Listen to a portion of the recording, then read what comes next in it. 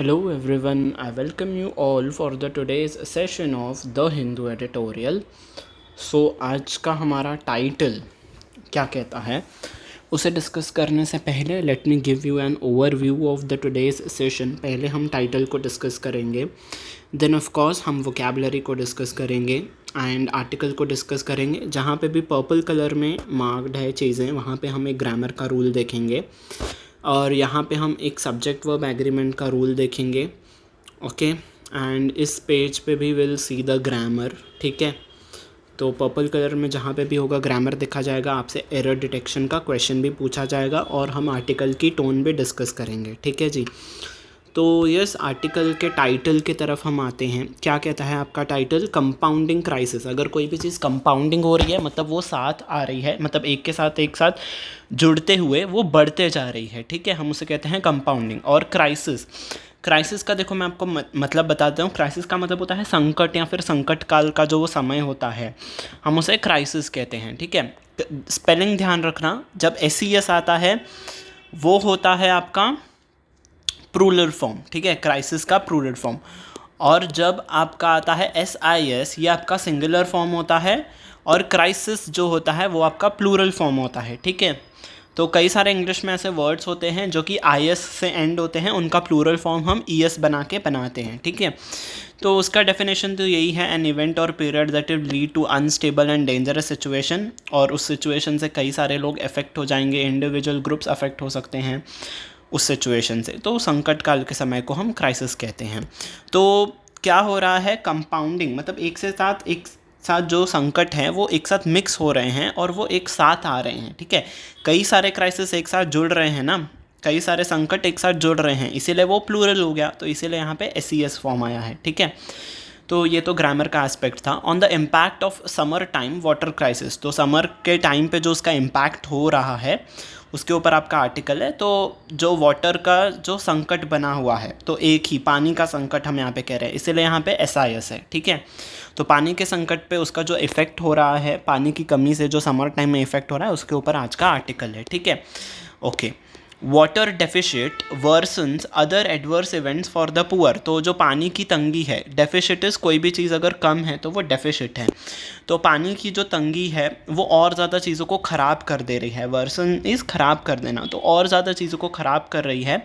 Other adverse events, तो बाकी के जो भी इवेंट्स होते हैं, ठीक है, जैसे कि पैंडमिक हो गया और बाकी की जो भी प्रॉब्लम्स आती हैं, पानी की समस्या उसके साथ मिलके और ज़्यादा चीज़ों को ख़राब कर रही है, स्पेशली फॉर द पुअर। तो जो गरीब लोग हैं उनको पहले से ही बहुत सारे प्रॉब्लम्स का फेस करना पड़ता है। अगर उनके साथ ये पानी का भी एस्पेक्ट जुड़ जाता है, पानी का संकट, तो उनके और ज़्यादा प्रॉब्लम्स झेलनी पड़ती हैं। ठीक है, मार्जिनलाइज्ड का मतलब होता है अगर हम पर्सन के सेंस में बात करते हैं तो ग्रुप और a concept treated as insignificant और peripheral.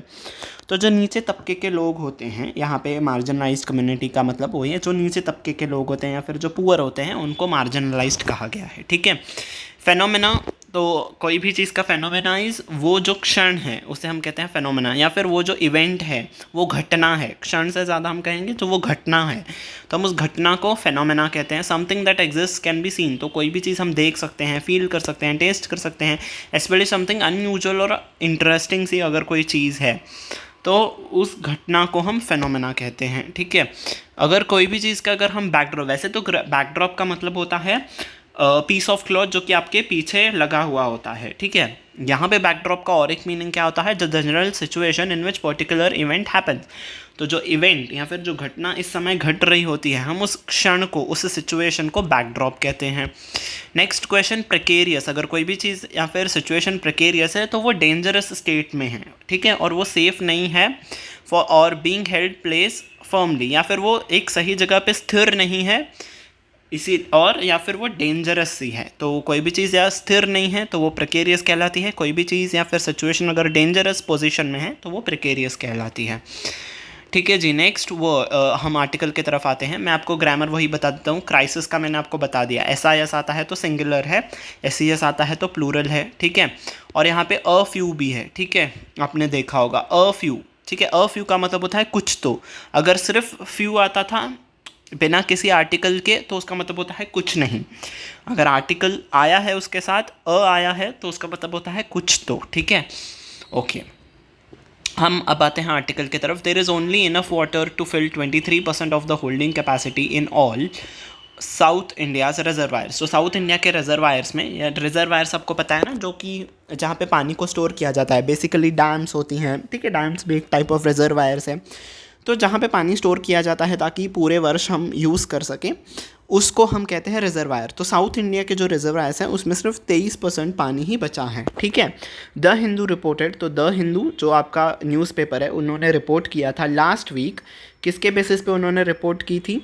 On an analysis of central water commission data. तो उन्होंने एक एनालाइज किया, देखो यहाँ पे भी SIS है, ठीक है, तो सिंगुलर फॉर्म है, तो उन्होंने एक ही एनालाइज किया था इस डेटा के बेसिस पे, वाटर कमीशन के डेटा के बेस पे उन्होंने एक बार एनालिसिस किया, डेटा को एनालाइज किया। This according to the analysis, तो उस एनालिसिस के अकॉर्डिंग क्या रिजल्ट आया? इन ईज जो रिज़ल्ट है वो है 9 percentage points lower than the rolling decadal average. तो इस डिकेड की अगर हम एवरेज निकालें, डिकेड इज़ 10 साल का समय, तो 10 सालों का अगर हम एवरेज निकालें तो इस साल पानी 9% कम है साउथ इंडिया के रिजर्वायर्स में, ठीक है। Speaking to the certainty and the magnitude of the impending crisis, तो उस रिपोर्ट में और क्या क्या चीज़ बताई गई? स्पीकिंग इज, उस रिपोर्ट में और क्या चीज़ दर्शाई गई? सर्टेनिटी, कितना ज़्यादा पानी अब बचा है, और magnitude of the impending crisis. और जो मैग्नीट्यूड इस कितनी तीव्रता से वो जो क्राइसिस है, जो संकट अभी आने वाला है या फिर चल रहा है, जो पानी का संकट है, वो कितना ज़्यादा इम्पैक्ट करेगा, उसकी तीव्रता क्या होगी, वो भी उस रिपोर्ट में दर्शाया गया है, ठीक है। The last time south India faced a summer time water crisis was 2017। तो पिछली बार जब समर्स के टाइम में साउथ इंडिया को पानी की कमी झेलनी पड़ी थी वो 2017 में था, ठीक है। The crisis in the same region this year is poised to be different. तो उसी सेम रीजन यानी कि साउथ इंडिया की ही अगर बात करें तो जो है पॉइज जिस तैयार है, तो इस साल जो आने वाला संकट होगा पानी का, वो इस साल कुछ डिफरेंट होगा, कुछ अलग होगा, एंड वर्स, और ज़्यादा ख़राब होगा पिछले सालों के कंपैरिजन में, ठीक है, ठीक है। तो वर्स आपका कंपैरेटिव डिग्री है, ठीक है। फर्स्ट आपका बैड होता है, कंपैरेटिव डिग्री आपका वर्स होता है, और वर्स्ट सुपरलेटिव डिग्री आपका वर्स्ट होता है, ठीक है। आप हमें कंपेयर कर रहे हैं पिछले साल से, ये साल ख़राब होगा तो हम उसे वर्स कह रहे हैं, हम कंपेयर कर रहे हैं पिछले साल से, इसीलिए कंपैरेटिव डिग्री आएगा, ठीक है। ओके, तो पिछले साल के कंपैरिजन में इस साल और ज़्यादा डिफरेंट रहेगा, ख़राब रहेगा, फॉर अ फ्यू रीजन्स, मतलब कुछ रीजन्स के वजह से। फर्स्ट, तो पहला रीज़न बता रहे हैं, the monsoons are influenced by various factors. तो जो मानसून है, मेन कि जब हमें बारिश का, मानसून्स क्या है? Rain bearing winds which bring the rains to India, ठीक है, सिंपल सी लैंग्वेज में आप ये समझ लो। तो मानसून जो है वो बहुत सारे फैक्टर्स से इन्फ्लुएंस हुआ। ऑफ दीज, उनमें से एक फैक्टर था एल नीनो, ठीक है। एल नीनो में क्या होता है, मैंने आपको कई बार अपने एडिटोरियल के सेशंस में बताया है, पैसिफिक ओशियन का, जो पैसिफिक रीजन का जो पानी होता है, उस ओशन का पानी बहुत ज़्यादा गर्म हो जाता है, तो उससे बारिश इंडिया के पार्ट में, जो एशिया हमारा जो साउथ एशियन का पार्ट है, उसमें बारिश कम होती है, ठीक है, एल नीनो में। और ज़्यादातर ज़्यादा बारिश कहाँ साइड चली जाती है? US के साइड, ठीक है, यूरोप के साइड, वहाँ पे बारिश ज़्यादा होने लगती है। ला नीनो में क्या होता है? पैसिफिक ओशन का पानी ठंडा हो जाता है और बहुत ज़्यादा बारिश होती है इंडिया में, ठीक है।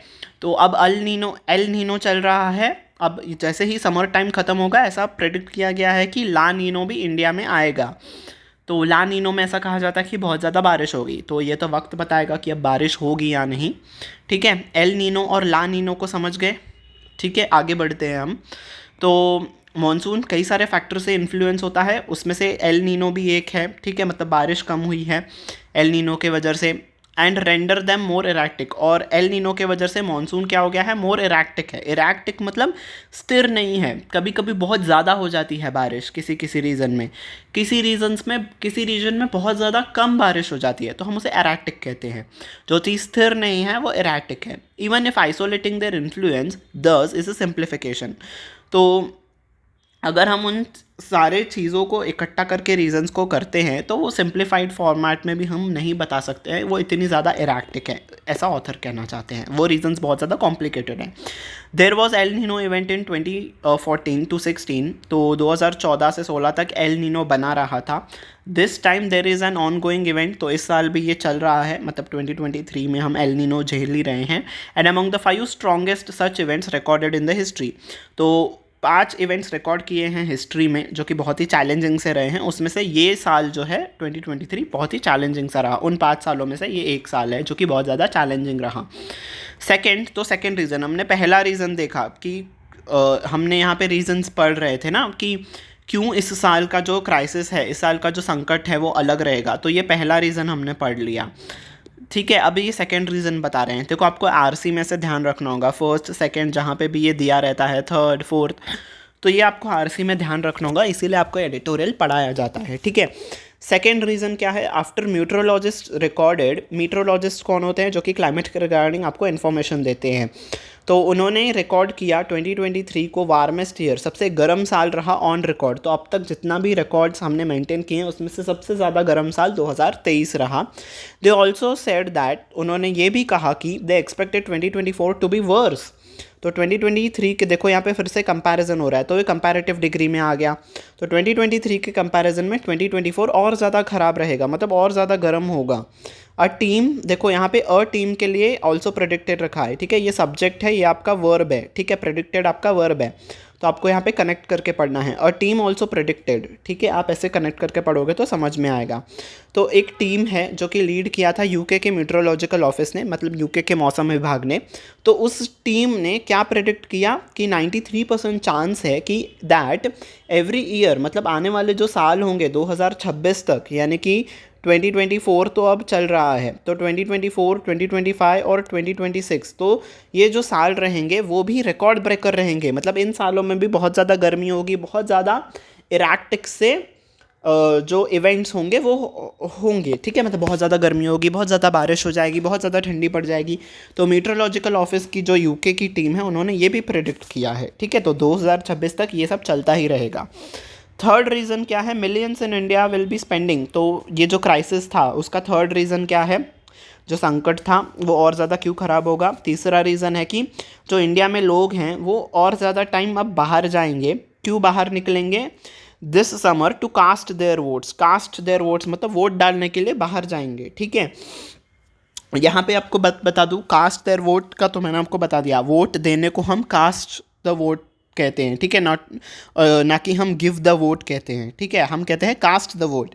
ठीक है, वैसे ही जब आप सर्विसेज को देते हो तो सर्विसेज को देना इस रेंडर करना, तो वहाँ पे वर्ड होता है render, to render the services. ठीक है, अगर कोई भी टीचर अगर स्टूडेंट्स को पढ़ा रहा है, कोई नॉलेज दे रहा है, तो वो नॉलेज को गिव नहीं कर रहा है, वो क्या कर रहा है? नॉलेज को इम्पार्ट कर रहा है। ठीक है, तो ये कुछ शब्द होते हैं, ऑफिशियल टर्म्स होते हैं जो कि उस सिचुएशन में पर्टिकुलरली यूज़ किए जाते हैं, और बाकी के कोई जो जेनरिक टर्म्स होते हैं वो यूज़ नहीं किए जाते हैं। ठीक है, तो ये थी ग्रामर आपकी कास्ट देयर वोट्स के रिगार्डिंग। तो जनरल इलेक्शन आने वाला है, लोकसभा 2024 के चुनाव होने वाले हैं, तो उसके लिए लोग बाहर निकलेंगे, और ज़्यादा बाहर निकलेंगे। जितना ज़्यादा बाहर निकलेंगे तो उतनी ज़्यादा तपत उनको झेलनी पड़ेगी। ठीक है, फोर्थ रीज़न है the crisis has happened before, although El Nino हुआ है, पहले भी लोगों को पानी की कम समस्या हुई है, पर फिर भी some policies and forecasting has improved, तो कुछ पॉलिसीज़ इम्प्रूव हुई हैं, हमारे गवर्नमेंट ने इम्प्रूव किया है। पर preparedness and implementation of these policies, while से यहाँ पे कॉन्ट्रास्ट दिखाया जाता है। ऑल्दो पॉलिसीज़ और इम्प्रूवमेंट हुई है पॉलिसीज़ में, फोरकास्टिंग करना इस पहले से बताना कि अब बारिश होगी, इतनी गर्मी होगी, तो उसके हिसाब से लोग तैयारी करते हैं। फोरकास्ट इज़ फ्यूचर का चीज़ों को प्रेडिक्ट करना। तो ऑल्दो प्रेडिक्ट किया जाता है मौसम विभाग के द्वारा, पॉलिसीज़ बनाई गई हैं, पर उनको प्रिपेयर्डनेस, उनके ऊपर काम करना और उनको इम्प्लीमेंट करना ग्राउंड लेवल पे, ये अभी भी इम्प्रूव नहीं हुआ है। हैव नोटिस, ये अभी भी इम्प्रूव नहीं हो पाया है। अदर फैक्टर्स जो कि इन्फ्लुएंस कर सकते हैं और ज़्यादा इस संकट को ख़राब कर सकते हैं वो है, ये 4 रीजंस तो उन्होंने बता दिए, और बाकी के रीजंस क्या हो सकते हैं? अनप्लान्ड अर्बन ग्रोथ, ठीक है, मतलब जो शहरीकरण है वो आपका बढ़ता ही जाता है।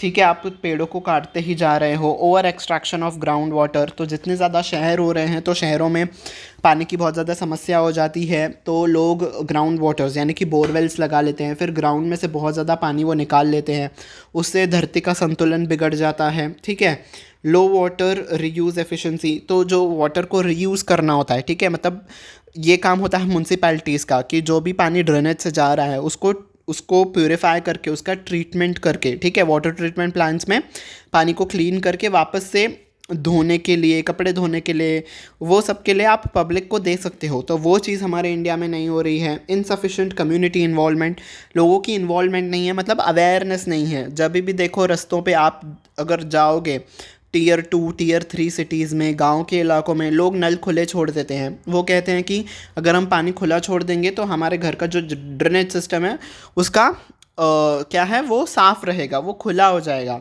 भाई यहाँ पे लोगों को पानी पीने के लिए नहीं है और आप अपने ड्रेनेज सिस्टम को साफ़ करने के लिए पानी को बहाए जा रहे हो। तो वॉश बेसिन्स में आप देखोगे नल टपकते रहता है, लोग इधर फ़ोन पे बात करते हैं, वहाँ पे बेसिन का नल खुला ही छोड़ देते हैं। तो ऐसे ही लोगों को अवेयरनेस नहीं है।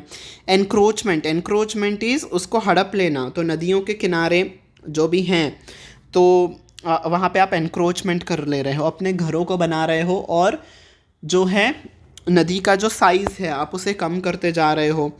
ठीक है, and degradation of catchment areas. Catchment areas वो होती हैं जहाँ पे रेन का वाटर कैच होके रिवर में कैच होके वो वहाँ पे समा जाता है। ठीक है, मतलब जहाँ पे वाइड एरिया होता है, जहाँ पे रिवर का जो आप एक कह सकते हो रिवर वहाँ पे सबसे ज़्यादा वाइड होता है, वहाँ पे सबसे ज़्यादा पानी कलेक्ट होता है। तो उन जगहों पे आप अपने पोर्ट्स को बना रहे हो, बिल्डिंग्स को बना रहे हो नदियों के किनारे, तो उनकी एरिया को आप कम कर रहे हो। उनकी एरिया को कम कर रहे हो तो वो अपने अपने अंदर वो पानी भी कम स्टोर करेंगे, है ना। तो ये चीज़ हो रही है, तो ये चीज़ भी परसिस्ट है। परसिस्ट इज मतलब लगातार ये चीज़ें भी बनी रही हैं। ठीक है, okay. Climate change will impose a deadlier cost. तो क्लाइमेट चेंज जो जलवायु परिवर्तन है उसके बहुत ज़्यादा भुगतान हमें करना पड़ेगा on a low and middle income countries such as India. तो जो लो और मिडिल इनकम कंट्रीज़ हैं, क्लाइमेट चेंज का हर्जाना इन कंट्रीज़ को बहुत ज़्यादा भुगतना पड़ेगा बाय क्रिएटिंग साइमल्टेनियस क्राइसिस। अब देखो यहाँ पे SES है, मतलब यहाँ पे कई सारे अधिक संकटों की बात की गई है। ठीक है, मतलब क्लाइमेट चेंज तो रहेगा ही, उसके साथ साथ साइमल्टेनियस मतलब उसके साथ साथ और ज़्यादा संकट आएंगे।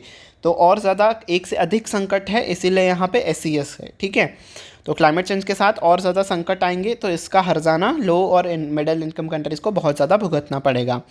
वाइल द फेनोमेना, अब वाइल कॉन्ट्रास्ट के लिए भी होता है, साइमल्टेनियस एक्शन के लिए भी होता है। यहाँ पे आपका साइमल्टेनियस एक्शन के लिए वाइल लिखा गया है। तो एक तरफ तो जो फेनोमेना जो घटना है वो बदल रहा है, ठीक है, द वे वेदर इवेंट्स को इवॉल्व। तो जो वेदर इवेंट्स हैं, जो वेदर है वो बदल तो रहा ही है। इट ऑल्सो अफेक्ट्स, तो एक तरफ ये तो हो ही रहा है, साथ साथ अब वाइल्ड का यूजेज दिख रहा है कि साथ साथ और क्या चीज़ हो रही है। It also affects the frequency of their occurrence such that two events में develop a greater chance of transpiring together than they did before. तो ऐसे तो हो ही रहा है, और चीज़ क्या हो रही है, जो भी प्रॉब्लम्स है ना वो और ज़्यादा, जैसे कि हमने टाइटल में देखा था कि कंपाउंडिंग क्राइसिस, तो एक प्रॉब्लम ऑलरेडी है उसके साथ साथ और दूसरी प्रॉब्लम मिल जा रही है। ठीक है, ट्रांसपायरिंग इज उसके साथ साथ मिलके और ज़्यादा वो बढ़ते जा रही है दूसरे प्रॉब्लम्स भी। ठीक है, दैन दे डिड बिफोर। तो पहले ऐसा नहीं होता था, एक प्रॉब्लम है तो वो एक ही रहता था। अब क्या हो रहा है, क्लाइमेट चेंज भी आ गया, पानी का संकट भी आ गया, बारिश भी कम हो रही है, पैंडमिक भी बीच में कभी कभी आ जाता है ना, दूसरे आउटब्रेक्स हो जाते हैं। ठीक है, तो ऐसे कई सारे इश्यूज़ एक साथ आ जा रहे हैं। ठीक है, such as drought and disease outbreak. तो इन्होंने एक एग्जांपल दिया, एक तरफ सूखा आ गया और एक तरफ फिर डिसीज़ का आउटब्रेक हो गया। ठीक है, किसी बीमारी का आउटब्रेक आ गया, तो एक साथ आके चीज़ों को और ज़्यादा मुश्किल कर दे रहे हैं, विच इन टर्न विल वर्सन।